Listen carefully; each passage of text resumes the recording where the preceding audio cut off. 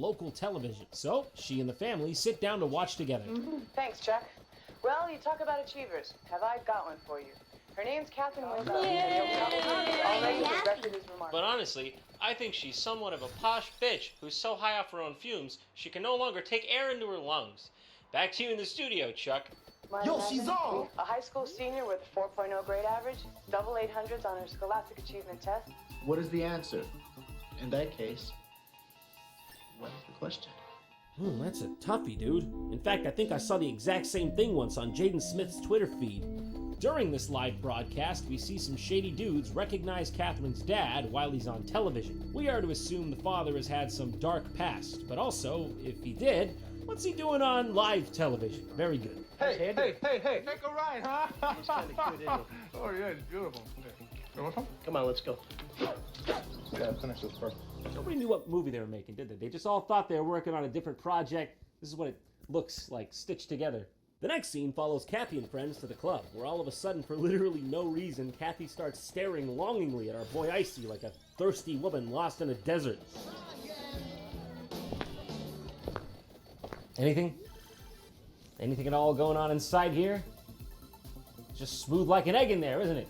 It's not what you say, give me your microphone on stage, I display it. Dirty words, cause you're a nerd, I'm first to third, it's absurd to think that you heard.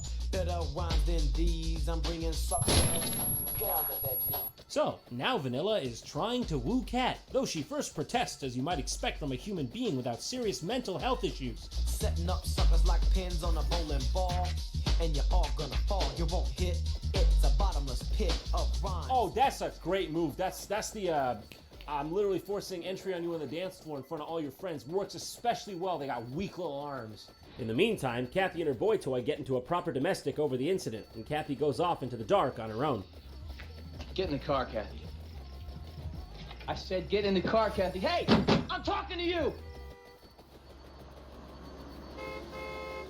Hey, Kathy, no need to be paranoid. I don't think the guy in the truck is stalking you. I just think he wants you to get out of the middle of the road. Come on, get on! Okay, that guy might be stalking you, though. Hurry up, get on! This is inadvisable at best. Yo, who the hell was that back there? That was you maniac! So what's up with tomorrow? Oh, you know, I was just planning on staying in, doing the chores, boring stuff, really. Good night. So after that, Vanilla Ice goes and beats people up in an alleyway for no reason, literally. And then he breaks into Kat's house to wake her up using ice like a regular Charles Manson. We don't want to wake up Mom and Dad. Hey, I'm not judging, all right? I've used this old move myself more times than I could count.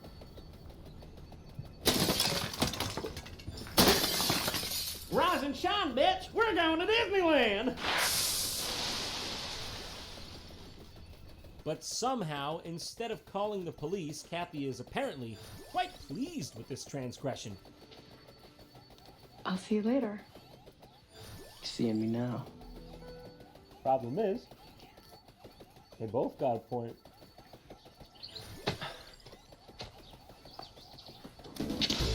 Are you ready? Go for it.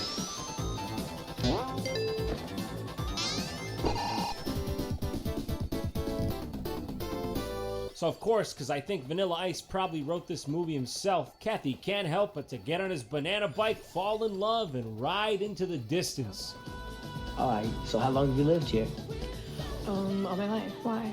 What's it like? What do you mean, what's it like? You know, having parents and all that stuff. Brother. All that stuff, you know. I am simply asking a normal human question out of curiosity, not to mine data, human! So Kat and Vanilla have a romantic romp around a barren construction site, as you do, while Aristotelian wisdom is dropped left and right. So what's important to you? If you ain't true to yourself, then you ain't true to nobody. Straight up fact. Straight up fact! Straight up fact. What are you saying? Why are words allowed to escape your face? After all said and done, they make their way home. Well, thanks. For what? What's this for? Oh, it's just so you know the difference between... Wow, that skateboard looks pretty stupid objectively. It looks like some sort of clown board. And then Zach was like, I'll show you. I'll make the best skateboard of all time, and then I'll kill all of you and hide the bodies. I mean, wait, not that last part. Like, he literally even just goes and slaps a motor to this thing out of nowhere for no reason. And it's not like it was established that Zach was some sort of whiz kid or anything like that. He's just a normal kid. I mean, we're talking about the guy who has a hat that says wow on it, okay? Rummage time! You know what? I don't need to know about rummage time. So, Zach takes his new skateboard out for a test run when he runs into trouble with a neighborhood gang. Then, all of a sudden...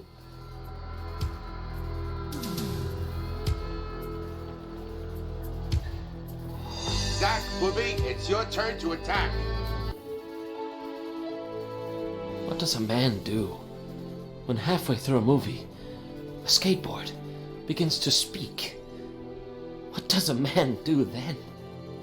Don't sweat it.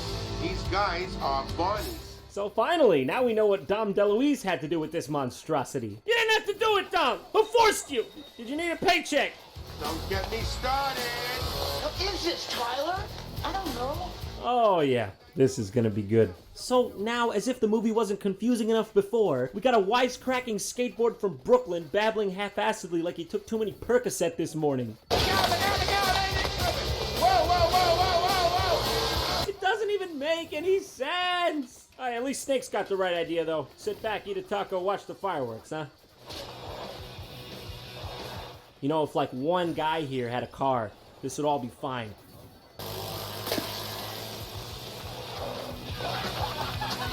What, are you just gonna stop chasing your target now? This guy gets a little oil on him, you're all in hysterics? What are you, actual babies? So, back at the house, Zach talks to his skateboard. Hello? Rick? Hey, Rick. Oh my god, what happened? Don't say cover me like that, pal. You scared me. Hey, Grip Zach. This isn't really happening. Believe it. That'll be a bit hard on account of everything about this. Do you understand what I'm saying? Of course I do. I wasn't assembled yesterday. Actually, wait, yeah, I think you were though. Hell, I think you might have been assembled today. Grab on. The sky's the...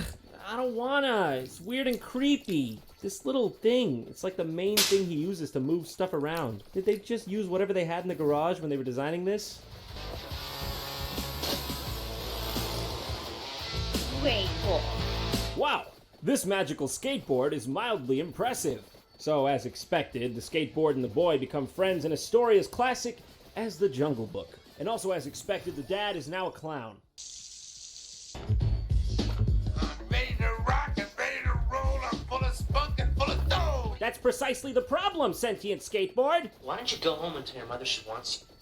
Hey, no, wait. My ball bearings were just loosening up. Oh yeah, no chance she's leaving, Zach. Sorry, skateboardo likes him young. Nobody asked you to stick your nose into my business. It is my business.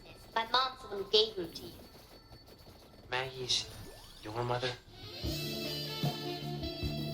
Well, they ran the tests, and it looks like Jenny is going to need the surgery sometime next year. I swear to God, movies always do this if the screenwriter doesn't know how to manufacture meaningful drama. It always comes back to mom's dead, my dad died, she needs surgery, my papa is a clown. So just a quick sum up, the used car salesman has a lot of money and tries to woo the mother of this girl into marrying him because if she does, all her mortgage and medical bills will be magically taken care of. She resists, of course, because he's this guy. Got Frankie boy. Your fate is sealed tonight. He barely even made his target with that throw. Is it just mandatory to do things in a way evolution did not account for to be a cool skateboarder from the 90s? Yeah, that's a smart boy. Just jam all that metal in there, see what happens, huh? See what comes out. So the dad comes home with the clown hair glued to his head. Another tragic scene ensues where Zach tries to remove it and things get real for a second. Take it off. Zach! What's your problem? Unbeknownst to Clown Man Boy, Zach is invited over the mother and daughter, making the clown hair situation extra hilarious, if you know what I'm talking about. Can I take your coats or anything? Now I feel for the guy here. That's the worst. You just want to hang up somebody's coat in your closet, couch falls out. I mean, it makes you look like an asshole, embarrasses them for standing there watching that monstrosity. One time, I was trying to hang up a lady's coat. Couch fell out of my closet. Couldn't look her in the eye for a year. That meal was really good, but all of a sudden I don't feel so good. Oh, God, what is going on in here? Oh, stop. Come on. Quit that. Quit it. No, I said stop. You're freaking me out now. Can I help you? It looks like you're the one that needs the help, Tyler. So yeah, now Team Cowboy Douchebag has figured out that Team Clown Boy Good Guys are trying to steal the girls away from them, with the lady hiding over here in the corner like some sort of abused housewife. And now, the rivalry between them is real. Okay, Bill, what can I do for you? It's about your mortgage. Radical! I just co-signed that damn loan. So Dan the Cowboy finally convinces Maggie to marry him in order for her to pay off her mortgage and save her daughter. Jenny is reasonably upset at hearing this news, so the skateboard tells her jokes to make her happy. Flattery will get you everywhere. I couldn't agree more. It was like closing the greatest deal of my life, Earl. Well, I don't get why you gotta marry her now that you're holding her mortgage in. I don't have even the slightest clue what you could have said there. Besides, we'll get great-granddaddy's treasure back. You'll get your great-grandfather's treasure back? So this was about treasure the whole time? You waited 47 minutes for this shit? Wait, why'd you have to marry her for it then? It's in your family. What's she got to do with it? Does she even know about it? What's the talking skateboard for? Who's the talking skateboard is? Great-granddaddy left behind just so us later Tanners would know. So wait, you have the map to the treasure as well? Buddy, you're all set. No! I got scared. It's a scarecrow. Figures. It's good. That's good shit right there. I'm gonna need every last drop of this. So blah, blah, blah, more pointless conflict, more skateboarders, and long story short, we're here at the wedding while Jenny hates her life. And this woman in holy marriage. I can show you something. Hi, darling. What do you got there? You know what it is, chia head. Do you, Maggie, take Dan to be your lawfully wedded husband? Awfully wedded, you mean? It's a treasure map to Ancestor's fortune, and he's only marrying you to get it. What? Is that true, Dan? Wait, what? Is that... Did you guys marry me for my ancestors' treasure, Dan? Is that true? It's not about love, it's about just coordinates to treasure?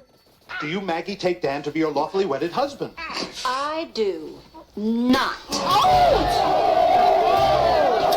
Dearly beloved, have you all gone insane?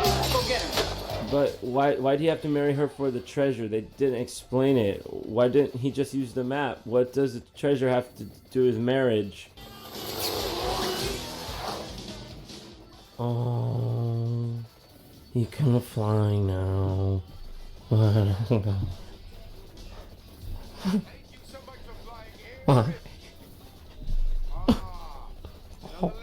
Why?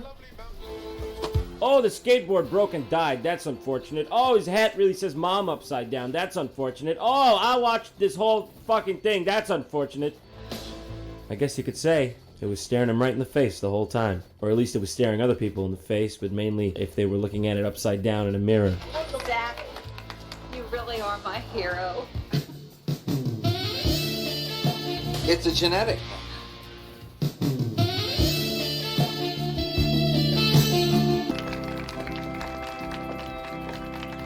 Wow, what a great film.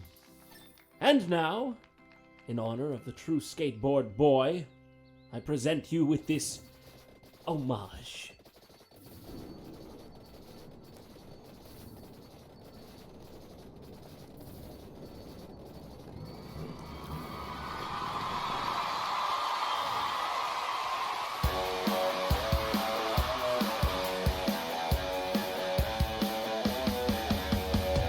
He was a boy skateboard in hand.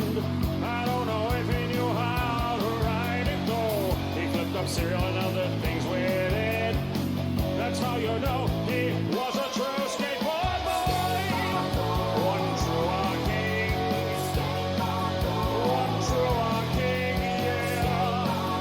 One true king. One true king, yeah. What do you have to say about that pink guy? Really lay it on me.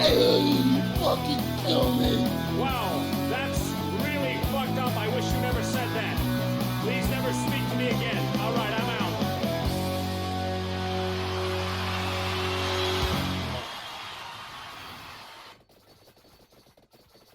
This episode of JonTron was made possible by the wonderful people at Audible.com. Now, if you don't know about them, they are an Amazon audiobook company. You can listen to your audiobooks on a computer or take it on the go with your phone or tablet. It's all connected to your one account.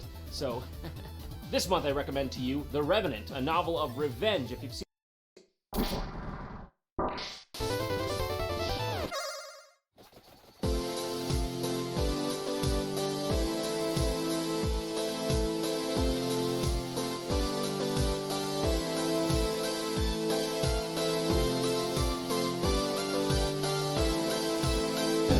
JonTron.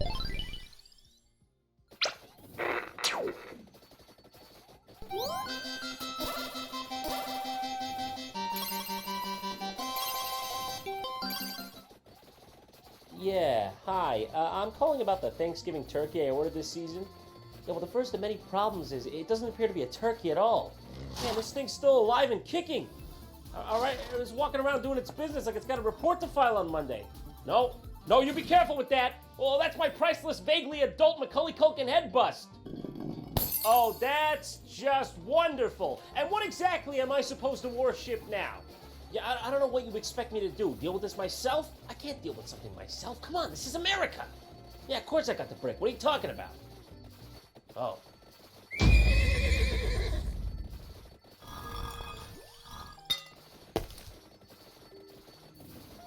Dine with me, newfound horse friend. Oh, what? You don't like it? Huh? Come on, there are starving equine out there this Thanksgiving. You should know better, really. I don't know how I feel about this feast. Quiet, you. You're just jealous there's a new cute critter in the house, all right? And I ain't talking about myself. Definitely not objectively. I was rated #1 ugliest man in the privacy of his own house by What Is the Point of This magazine. What a blessed Thanksgiving. Oh my God, there's a horse in my house! Maybe Thanksgiving is a little gruesome after all. I think we need something to wash over these hard facts of life with. You know, like a big old clown. What slaughterhouses? Look at the clown! Look at the Hamburglar! He stole the chicken nuggets! Haha! It always comes back to entertainment. Since the dawn of time, companies have been trying to find the most insidious of ways to get in between your brain's folds. To lay an idea that'll hatch one day. An idea you probably thought was yours. But actually it was this guy's.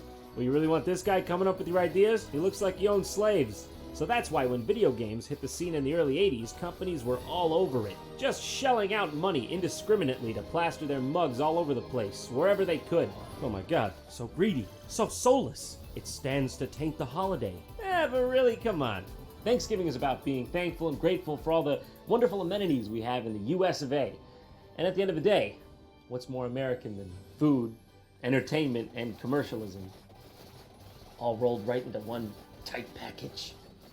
It's beautiful. One of the earliest examples of advertising in games is Burger King's very own Whopper Chase for C64.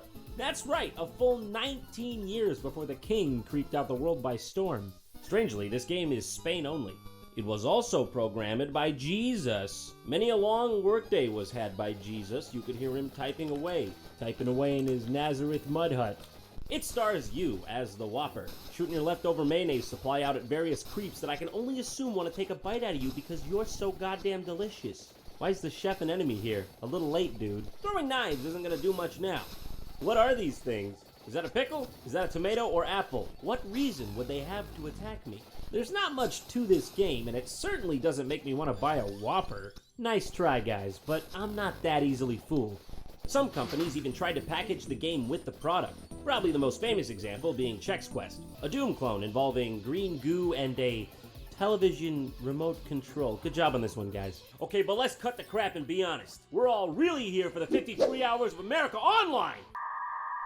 That's the real shit, baby! Give it to me! And of course, we can't forget the second greatest cereal hit, Cap'n Crunch's Crunchling Adventure. I don't know about this guy, Cap'n Crunch. He doesn't strike me as being a very responsible person, putting grody-ass CDs in children's cereal. And come on, this guy's always bursting through walls and shit. Who's gonna pay for that? What are you the captain of? What's your rank? Captain, be careful, you're gonna hit somebody!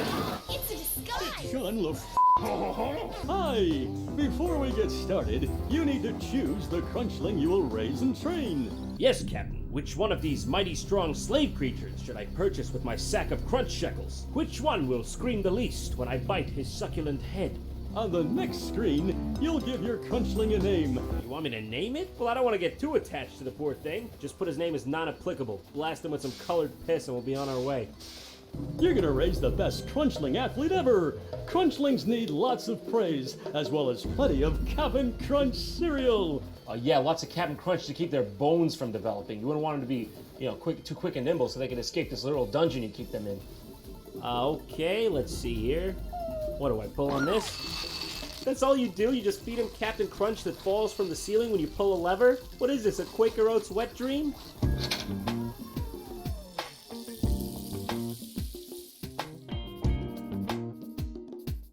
This game is really weird. You're just the caretaker of this crunchling monster. It's got a food and happiness meter, which you can raise by feeding it one of 3 types of Captain Crunch cereal.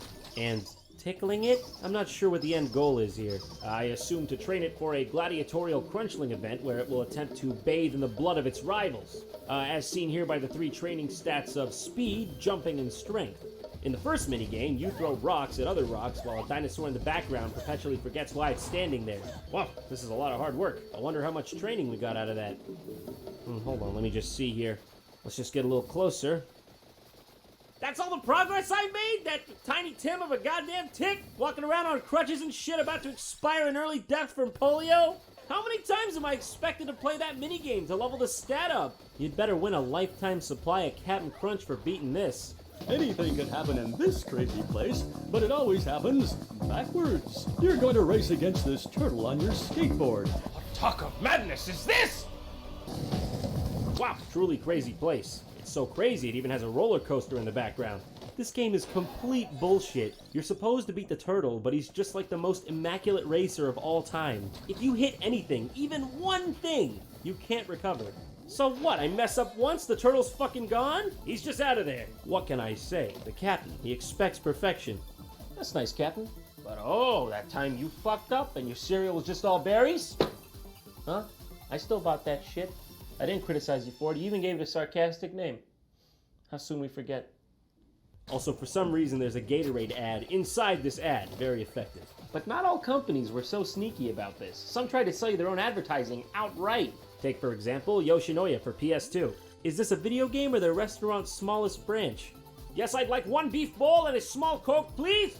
I would have ordered large, but I am to believe you do not carry that size here. It's a Japan-only game, and the goal is to play as a minimum wage worker at a Yoshinoya beef bowl branch. Really?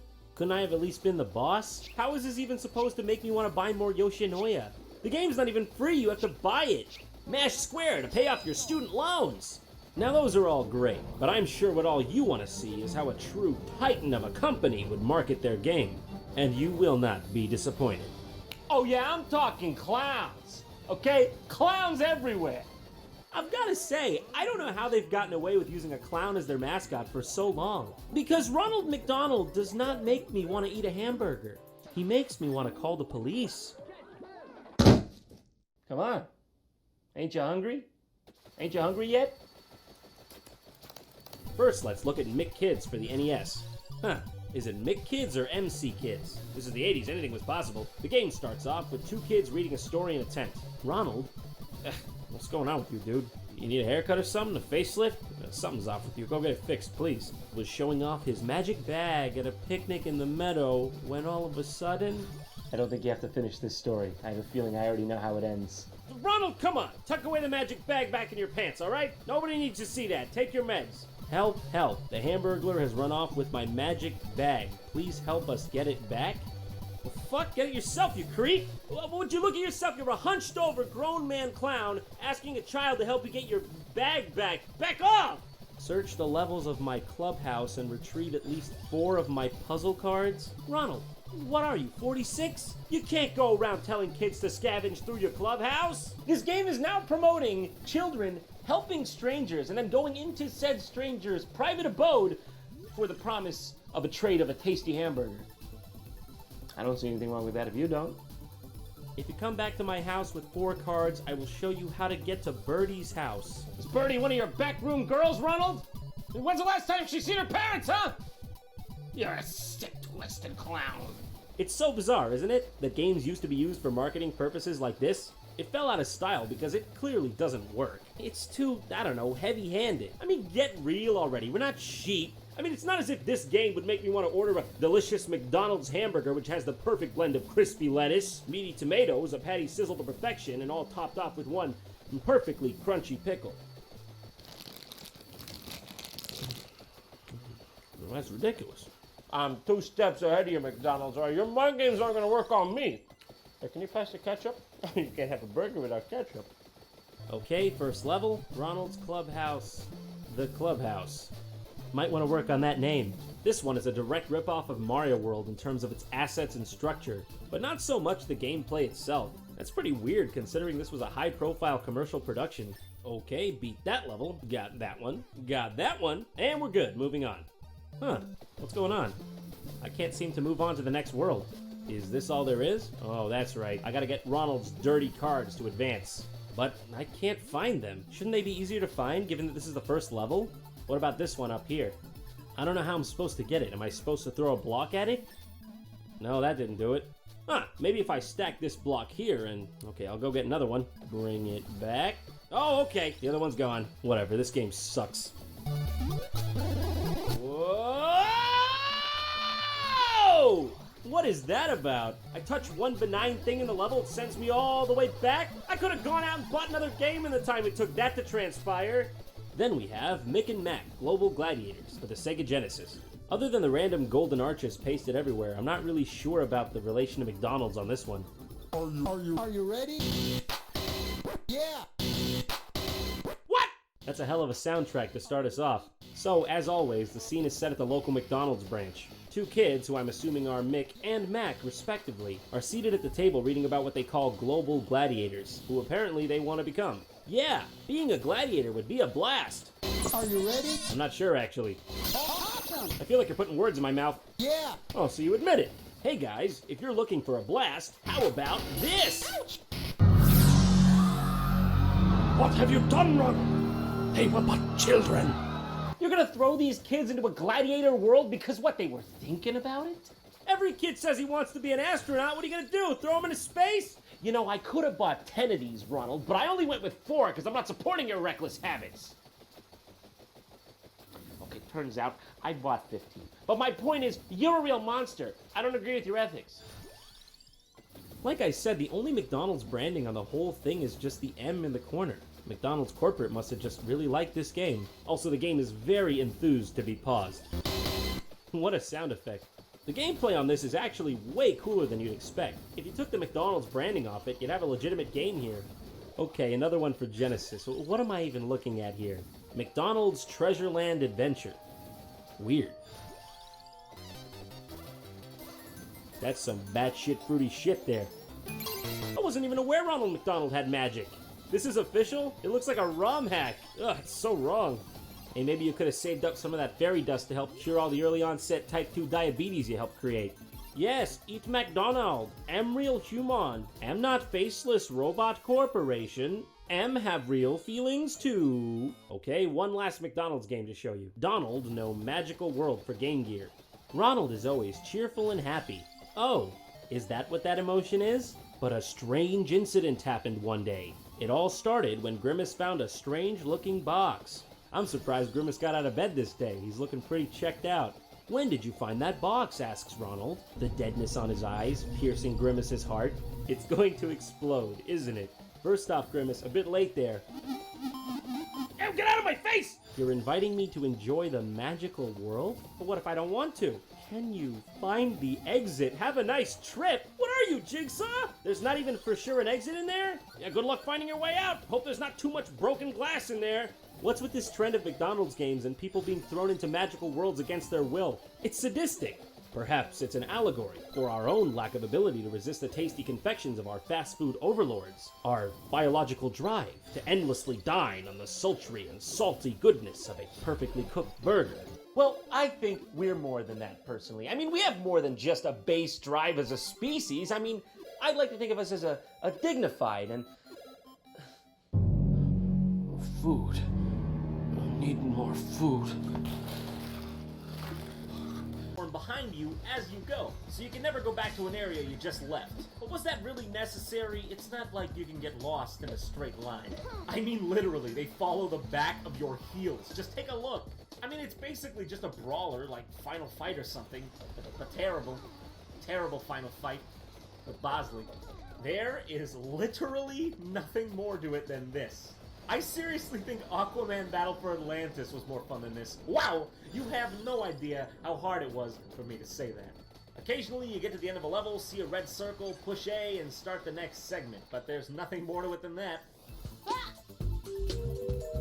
Oh, Lucy, that's a nice little stealth walk you got there. But don't worry, I don't think anyone saw you. I mean, you are perfectly disguised after all. So yeah, you're basically just alternating segments with each one of the angels. At the end of their linear missions, they'll usually just pull a walkie-talkie out of their snatch and talk to one another. Dylan, immediate boarding! You know, I don't know the related health risks of that, but I'm assuming you maybe want to just, bring a walkie-talkie clip next time. Just look how strange the walk cycle is. They look like they belong more in a SpongeBob cartoon. Genius! By the way, that's a great boat animation. Good.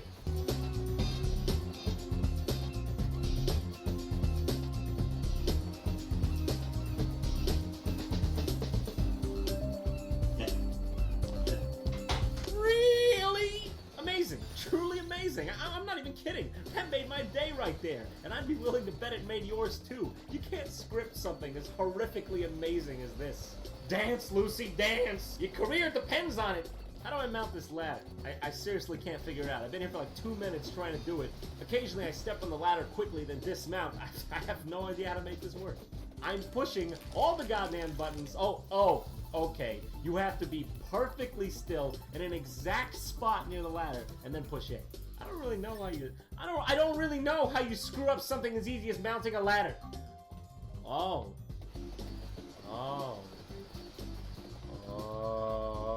that's a long ladder. How do you even get a game this wrong? Why would they put a ladder this long in a game for no reason? When you do something like this, there has to be a point. Okay, Snake Eater did a long ladder, and it was awesome. But okay, why am I even comparing this to Snake Eater? Why am I even playing this? Dance, Lucy. Dance. Okay, so now I'm Drew Barrymore's character, and apparently they didn't think she was good enough to be topless. That must have hurt. Just going around fighting butlers named Jared and Gerard. Nothing unusual there. Except, wait a second. Oh my god, is that a piano? I'm about done with this. That and this. This isn't exactly going anywhere fast. So blah blah blah, I beat this section of the level to each of the angels and voila! Finished the mission and on to the next level. Yeah, this looks oddly familiar. Is it perhaps because it's the same level again? What? Oh, I checked. I went back and checked everything on this 100%, and yes, the level looped. The level fucking looped! Just because of my burning curiosity, I went back and played through the entire level again just to see. I mean, maybe it was supposed to be this way. Alright, so here we are, once again. I complete this level, and... Yep, loops! Loops again!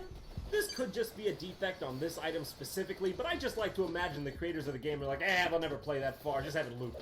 But how hilariously fitting. The game is already so repetitive that I could barely tell if it was looping at all. I actually thought they intended it to be that way, and it was just a similar mission. I had to play through the level twice entirely just to be sure when it looped for the third time. I mean, surely they wouldn't do that intentionally. Would you, Charlie's Angels for GameCube? Would you? Yeah, I think you would, you slut. John, were you messing with my circuits again? No, I didn't. No. Okay, because if you did, I would have had to do something drastic. Like what, John? Oh yeah, that's nice. You win. Forgiven. Thanks for watching! If you want to see more JonTron videos, click right there! Because...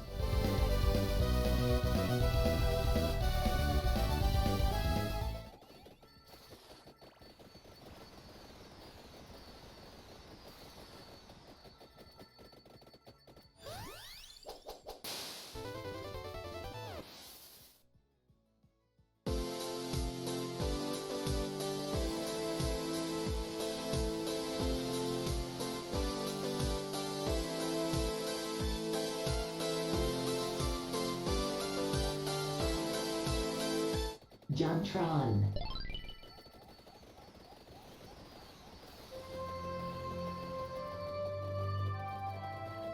Ah, what perfection. What a beautiful day, wouldn't you say, Rockington? Oh yeah, I lost Rockington. I lost a rock!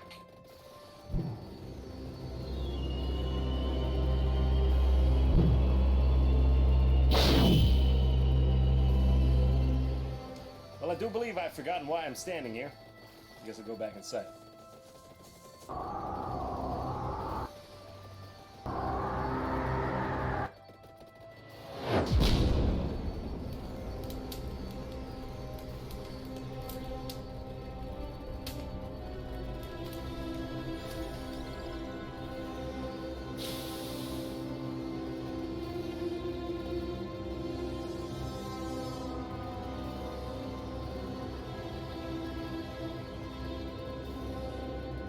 Jacques, it's time to finally lay this nightmare to rest. So it has begun, John. I'm sorry, but this is for the good of everyone in the galaxy. Jacques, what are you talking about? This is finally our chance to redeem. Erasing memory. Wait, Jacques, why are you green? Holy crap, a new Banjo-Kazooie game! Jacques, let's go play this! Oh shit. Now, Jacques, I know you weren't around when the Banjo-Kazooie games were popular, but I'm telling you, this is a huge day for me. I'm omnipresent. Right, okay, yes, what? Look, I'm gonna put the Banjo-Kazooie game in and we're gonna have a great time, okay? Alright, here goes. Taking the next step towards the rest of my life!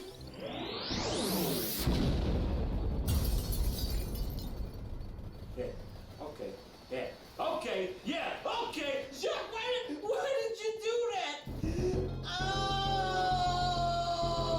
Jacques, how can you do this to me, man? I wanted to play that game for years, and finally I get it! Hey, check it out. It's Donkey Kong Country. Man, this game really takes me back. As far as I can remember. It was the early 90s. You just got your hands on this crazy new game, Donkey Kong Country, with sweet, revolutionary 3D rendered graphics. Who could forget the fond memories of snapping these games into our Super Nintendos, hearing that familiar click and hitting the on button. And there, in the dead silence of night, with your blanket enveloping you in a heavenly shroud of comfort, you heard that euphoric jingle for the very first time.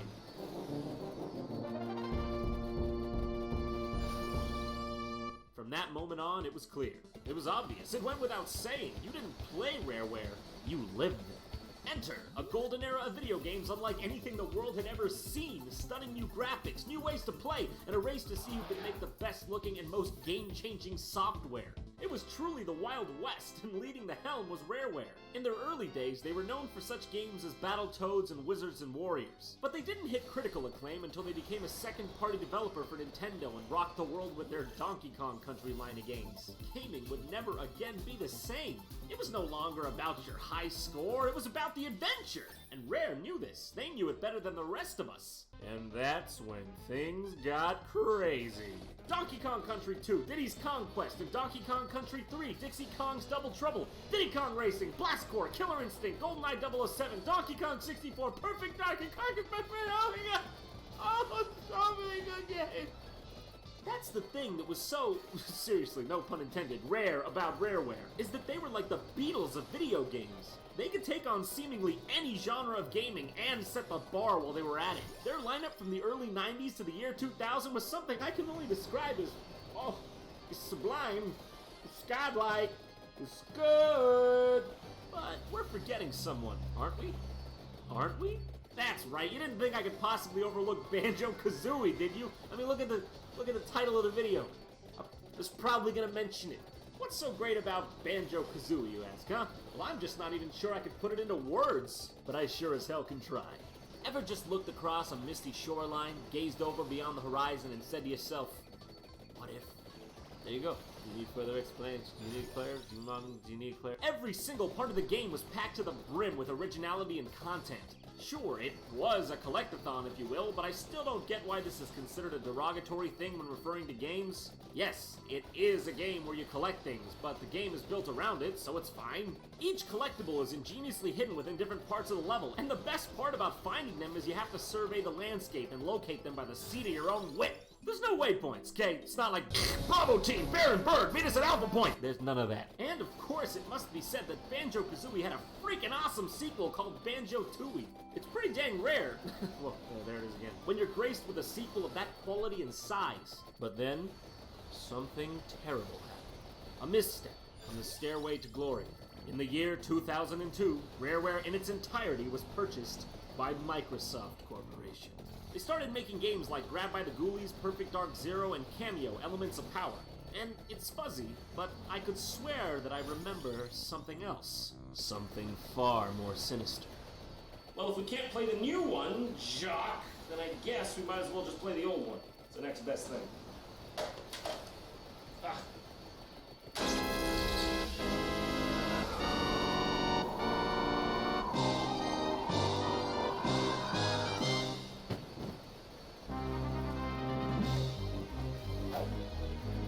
John, stand back.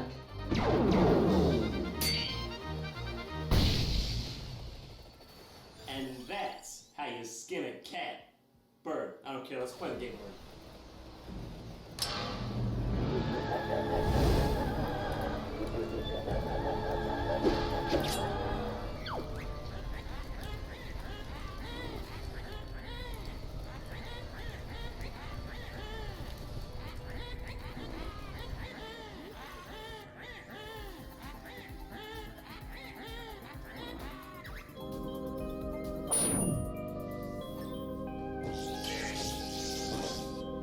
Banjo-Kazooie nuts and bolts, but nuts and...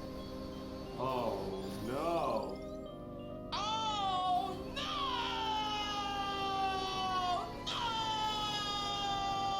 No! Jock, I'm sorry, man. I didn't realize. Please register me. I guess there's only one thing to do now. Well, here it is. Banjo-Kazooie, nuts and bolts. It's sort of a bittersweet feeling, seeing the Rareware logo again after all these years. You hear that jingle right there? Well, that's the stuff I have it. And look, it's Spiral Mountain. Good to see you again, old friend. Mountains can't be friends. So we're met with a familiar menu screen, but it's a little different than before. For starters, looks like Banjo's become a bit of a hoarder, huh? I guess those are all the Xboxes he had that Red Ring. Whoa, they're all about to topple over, but they never do! So, let's do the deed and start up the single-player campaign. Huh, is that Battletoads in the background? Nice touch. So the game starts off with a bit of a retrospective. It tells the tale of Banjo, Kazooie, and Gruntilda, and shows the games that came before. Overcoming many perils and speech impediments to send Gruntilda tumbling to her doom. Oh, Conker's Bad Fur Day music. We get it, Rareware. You used to be cool. Can you get on with it? Stop! Stop it! Stop taunting me! Oh, geez. Oh, darn it. They got fat. So this radio here tells Banjo and Kazooie that it's been 10 years since they were invented and that they're all fat and washed up. Yep. Can you feel that? Can you feel it? This kind of reminds me of the beginning of Conker's Bad Fur Day. Except instead of being funny, it's just Banjo telling us over and over that he should have ordered a small pizza. I'm fucking serious. Look at this shit. We get it. Yes. Yeah, okay, small pizza. Why you always be telling me this? Oh, I'm in trash. How did I get there? So they meet up with Grunty again, and it's like old times. Oh shit, here we go! The fuck? I didn't pause. I didn't fucking pause the game in unfiltered Comic Sans. Oh, I guess it was Tweedledum over here that did it. So this guy calls himself the Lord of Games, or a log. Yeah, this game reminds me of some certain kinds of logs. Like these ones! Your name is odd and you look a bit queer? You gotta understand, she's from a different era. Man, this sure does follow up on the spirit of Banjo-Kazooie games subtly breaking the fourth wall. If you spell subtly like this. Now then, in line with your Banjo tradition, your challenge will consist of collecting as many pointless objects as possible. Whoa, whoa, whoa! You just hold on a second! Get it? Because Banjo-Kazooie was totally this tedious? Holy shit! No, it's too painful to watch. Yeah, you got that part right. Gamers today don't want all this, they just want to shoot things. But as we're broadening the demographic, I'll have to think of something original. Something original, huh? Broadening the demographic? Alright, I'll bite. What exactly did you guys have in mind?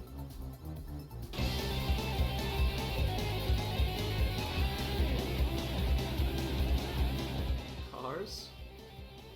Cars? Cars! And holy shit! We'll always love you! I can't believe you did this to me! God damn it! How could you do this to me? I can sit here and be shoveled shit all day, but no one can tell me that anyone, anywhere thought this was an okay thing to do! Why? Why would you take a fucking Banjo-Kazooie game, one that we've been waiting for years, and make it about fucking Lego cars? No. Must calm myself. Let me go ahead and try to explain this, how do you say, very well justified rage. Let's go back to the roots of the problem. And maybe, if you don't already see it the way I do, you might just change your mind. Flashback to the year 2000. You just beat Banjo-Tooie and you hear Gruntilda say those beautiful words. You just wait until Banjo 3. Flash forward to late 2006. 6 whole years after the release of Banjo-Tooie, fans of the series were graced with something wonderful to hold on to. Something that made the coming years look brighter than ever. A real, next-gen Banjo-Kazooie game! Her secret wishes were finally realized. We were once again privileged to experience that lost genre of video gaming's adolescence. A new, big-budget 3D platforming game! Banjo's coming back, baby, and we were happier than ever. Only, do you see anything wrong here?